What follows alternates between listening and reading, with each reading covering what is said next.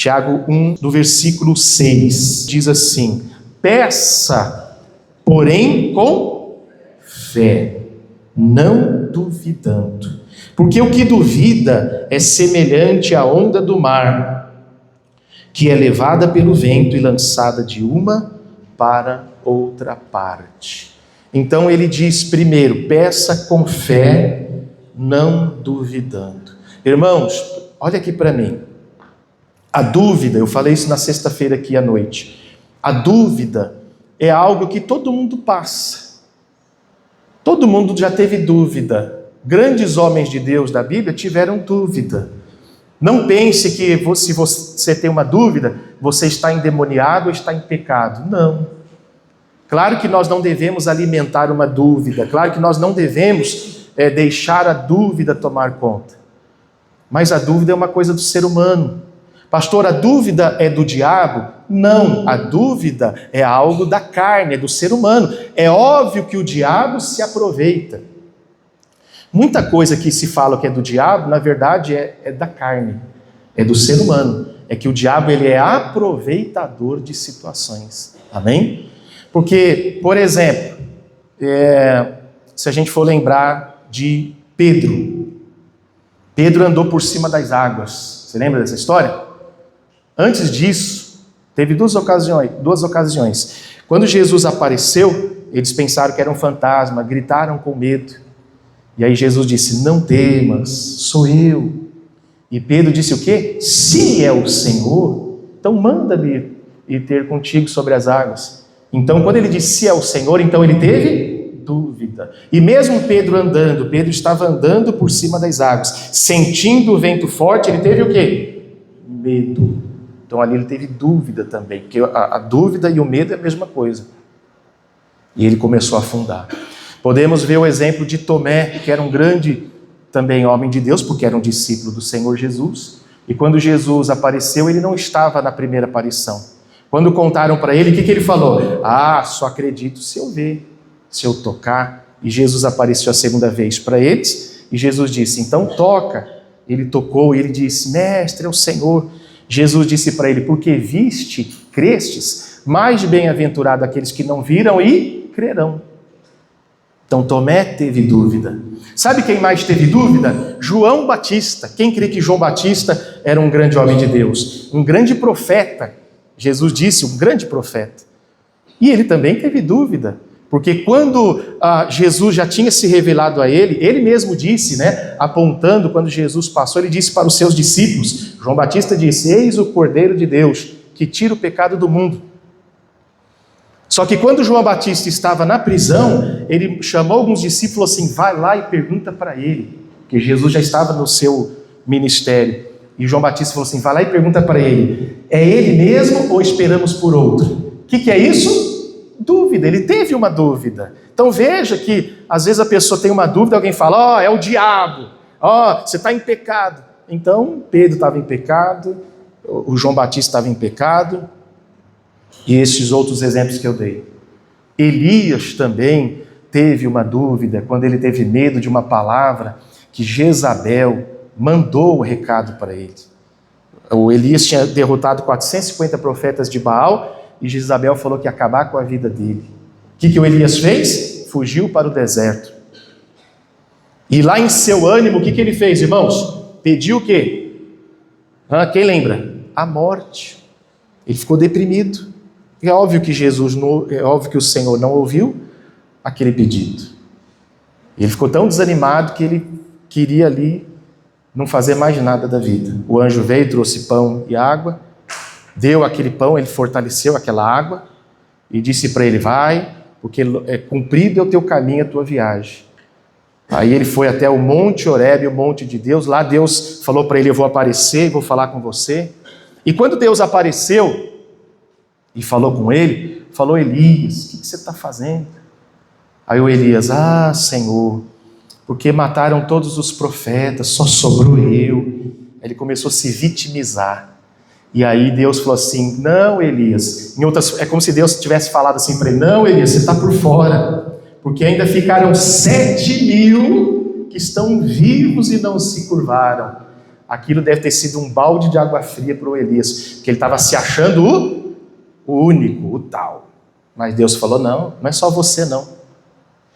Existem outros aí que também não se curvaram, estão aí de pé. Então por que eu conto essa história do Elias também? Porque o Elias, quando fugiu, ele teve dúvida. E quantas vezes talvez você já teve dúvida, será que Deus é comigo?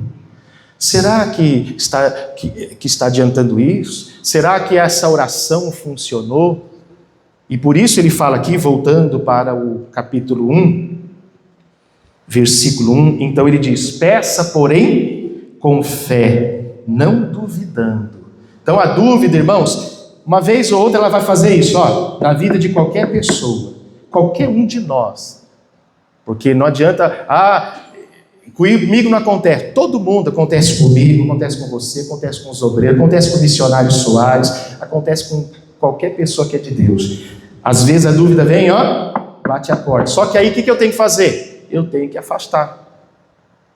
Eu tenho que, como diz o próprio livro de Tiago aqui, resistir o diabo e ele fugirá de vós. Então quando surgiu uma dúvida, não pense que você está em pecado ou endemoniado. Isso é uma coisa natural do ser humano. É só rejeitar. Ele usa a expressão como símbolo a onda do mar.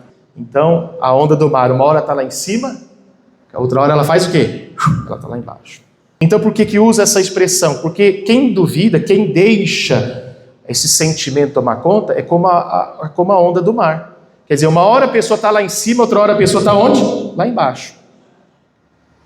Pastor Jaime costuma usar essa expressão. Uma hora a pessoa está no céu, outra hora está no inferno. Como que é a pessoa assim? É aquela pessoa que um dia está bem. Bom dia, tudo bem? Como é que você está? Está normal com você. No outro dia você não sabe o que aconteceu. Está de cara fechada, não cumprimenta. Quer dizer, a pessoa está amarga, está assim. É dupla personalidade que ele fala aqui. Então a pessoa que duvida, um dia está bem. Outro dia está mal. Um dia está cheio de fé, eu creio que vai dar tudo certo, eu vou avançar, mas no outro dia, eu acho que não está adiantando. Para que eu estou indo na igreja? Para que eu estou fazendo isso? Então Deus está nos ensinando hoje, irmãos, que tudo que nós temos que fazer com fé, não duvidando. Não tem esse negócio de ficar duvidando, mas será que Deus está abençoando? Eu tenho que crer.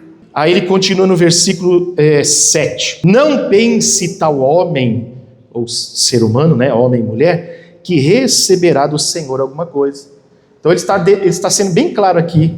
Se você vive duvidando, tudo que você faz, você ora, acabou de orar, não sei se Deus me ouviu. Pede oração para o pastor, não sei se funciona a oração. Então ele está dizendo aqui, então não pense que receberá do Senhor alguma coisa. Faz os propósitos de oração, propósito de fé. Não sei se está adiantando, porque tem aqueles que falam, estou indo na igreja, mas não está adiantando nada. Acho que Deus não quer me abençoar, Deus não me ama. Quer dizer, a pessoa que está constantemente com dúvida. Versículo 8. O homem de coração que? Dobre. O que é o coração dobre? É o que eu falei anteriormente, dupla personalidade. Um dia está sorrindo, outro dia está de cara fechada. Um dia cumprimenta, outro dia não cumprimenta. Um dia está bem, outro dia está mal. Um dia está cheio de fé, outro dia está todo desanimado. Um dia está no céu, outro dia, uma maneira de falar, de linguagem, outro dia está no inferno. Mas quem faz isso? Essa oscilação é a dúvida. Aí ele termina aqui, ainda no versículo 8, o homem de coração dobre é o quê? É inconstante em todos os seus caminhos. É a pessoa que é inconstante em tudo, não só nas coisas de Deus, mas em tudo que faz. Aquela pessoa começa um curso, todo animado, vou fazer tal curso. Dá um mês, a pessoa, não quero mais fazer esse curso. Às vezes não é nem por condição financeira. A pessoa já muda de ideia e já abandona. Acho que não gostei disso. Aquela pessoa começa num trabalho. Quem conhece pessoas que não param em emprego nenhum? Levanta a sua mão, você conhece? Tudo que começa, às vezes o emprego é até bom, dura 1 mês, 2 meses, 6 meses, daqui a pouco quando você pensa que quando vai ver, não, porque agora eu estou pensando em fazer outra coisa, aí muda, aí a pessoa sai do trabalho e fala, aí tem dificuldade para arrumar outro trabalho, aí fala, meu Deus, aí cai a ficha, por que eu não fiquei onde eu estava? Às vezes isso acontece, talvez com você, que é inconstante em todos os caminhos, porque Ele prometeu: eis que estarei convosco todos os dias. Porque tem gente que já está preocupado: o que será da minha vida? O que vai ser da vida financeira? E eu estou desempregado, isso, aquilo. Então Jesus, Ele disse lá em Mateus 6, não andeis cuidadosos, porque Deus, Ele vai cuidar da gente, amém? Ele vai nos ajudar, Ele não vai deixar faltar. Você crê nisso? Quem crê nisso?